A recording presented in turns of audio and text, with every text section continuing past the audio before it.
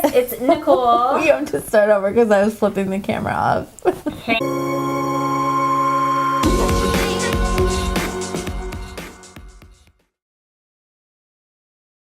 So we wanted to talk today about when people are mean to you. What do you do? What are you supposed to do? What's it for? Why does it happen? Like, let's just... Yeah. We had a really bad experience at the New York Fairy Festival. Yeah, the New York State Fairy Festival. Yeah. We had a lady when we arrived to camping fashionably late.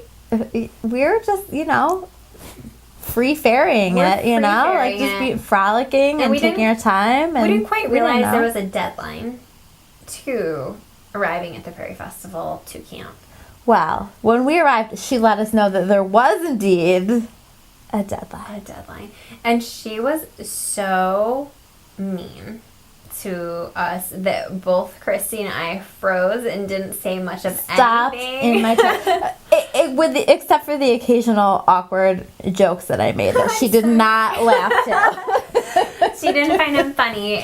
But I get nervous. When I get nervous, like, that's what I do. Yeah, and I think, like, there's not much to do, and I think, we're talking about, like, when people are mean to you, there's three responses, in my opinion, right? And I guess in scientific evidence opinion too, but there's the fight, the person who wants to, like, if I have a friend who would have been in her face, giving it right back, having no problem with that. There's a person who's going to run away, which is what I very much wanted to do. Oh my gosh, yeah. But there's also... I don't know if this is you, Christy, but this is definitely me. When I have somebody be mean to me, or if I have somebody confront me, or if I have somebody who's, like, bringing energy to me that makes me uncomfortable, I just freeze. I don't even know what to do or say, and there's, like, nothing happening in my head, but my response is to, like, not move a darn muscle. Yeah. Well, so I froze and then I made awkward jokes. So that's option 4. Option 4. Yeah. Is make awkward jokes. Make awkward jokes. Because you're nervous and you don't know what to say, and so you just keep talking, and then they look at you like you've done something wrong. Well, you've done more wrong because already you're being yelled at. Yes. Already. So that lady was very worked up about a situation that didn't seem that work-upable to me. But that's the thing about people who are in a bad space, like, hurt people.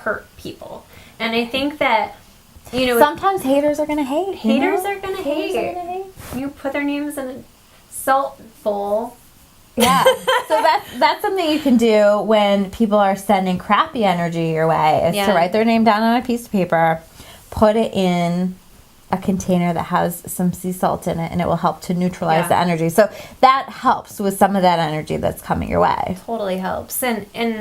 But just for you and your person, and I think you have to consider, I think, like, for Christy and I could never see Christy going up to somebody and ever acting like that, and I would hope she would say the same about me. Like, I'm pretty non-confrontational, and so I think, like, where does that energy come from? And even Cameron, my daughter, had a little girl in her class who had said some really awful things. Like, I was taken back by the things that this little girl said to Cameron.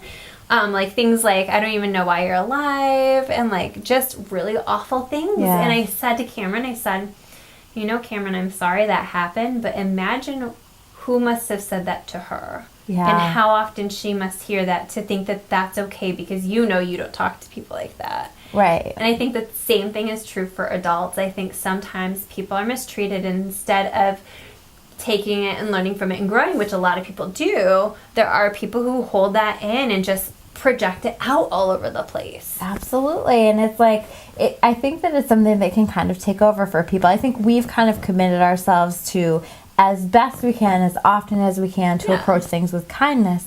But I think when people have been through a lot, or they're going through a lot, I mean, how many times have some of you maybe just had a response that surprised even you to a situation because you were having a bad day or a bad month or a bad time, and so it's important to consider just where that other person is. And for me, if someone has been unkind to me, one of the things that I really like to do is I like to imagine surrounding them in light, because what that says to me is that they are really disconnected from what I call God's love. Yeah. You know, they're really disconnected from that energy that's out there for them, that supports them and helps them. And so they're needing more of that. And I find that when you can do that for people, it can be a really powerful thing, even when they're mean to you. And then I like to respond back with kindness.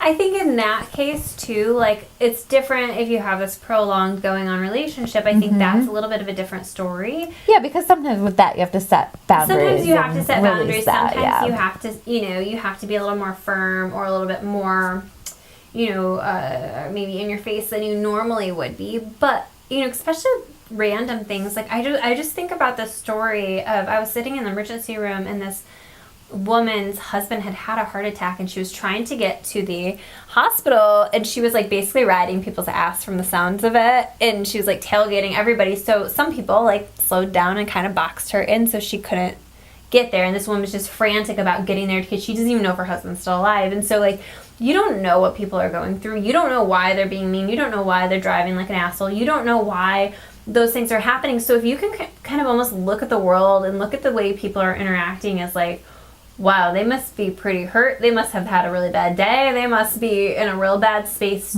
to be doing what they're doing.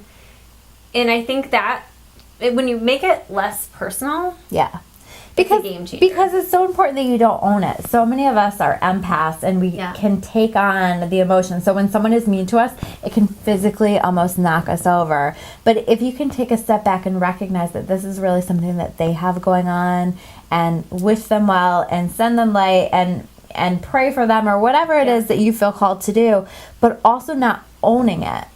Don't own it, because it's not about you. You know, that lady at the fairy festival, it wasn't about us. Nothing. We never met this lady before in our life, and it was literally a 5-10 minute interaction at most.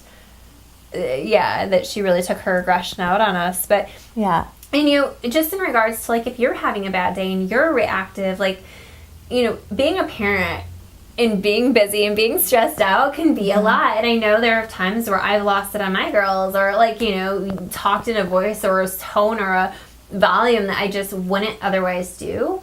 And I think there's, two parts that if you're being the person who's a little more, aggressive, you can kind of come back to that. And one of the things, especially with my girls, if I do lose my cool, because I'm, a human and do that sometimes, is I always apologize to them, and I always let them know I know that wasn't okay, and I always let them know what I plan to do in the future to change that. It's like accepting responsibility. You have to accept responsibility for the choices that you've made, even when you're angry. Yes, and then the second part of that is I hold myself in compassion, because I'll sometimes just put my hand on my heart and say, it's been a real shit day, Nichole. Like, I'm so sorry this day has happened to you. This hasn't been good. Maybe tomorrow will be better. And I just hold that space for myself, because I know that that's not my person. Like, that's not who I am as a person. And I think you have to do that, because I think, especially if it's not your natural response and you do flip out and you do say mean things, or you do have this response, that it can feel really shitty and you can feel a lot of guilt. And I think guilt is almost worse, because it keeps you in that crappy low energy. So forgiving yourself and holding yourself in compassion, if you're that person, is going to be a game changer for you to actually move on into better energy to change your response next time. Right, because it's like, so you accept responsibility so you can take a look at how can I shape this to be differently next time. And then the next part is that compassion for yourself, so that you're not holding on to it, because when you hold on to it, it's like more and more crappy energy that just fuels the reactivity. More reactivity and behavior like that. So it just fuels it. Yep. So you really have to be compassionate and release that. Yeah. So if you have an asshole in your life, send them light, send them love. Know that it's not really about you. If somebody's treating you crappy, it's really not about you. That is about them and where they're at and what's going on for them. But you also have a choice whether or not, especially if it's a relationship, if you choose to deal with it or not. And we strongly recommend that you don't, because life is short and you don't need assholes in your life. Yeah. And if you're the asshole, just stop. Work on it. Work on it. Work on yourself. Together. Grow yourself. Read a book. Or a lot. Or a lot of books. Yeah. But and send yourself light. Send yourself and light. love yourself. Hug yourself every night before you go to bed. And don't be an asshole. And don't be an asshole.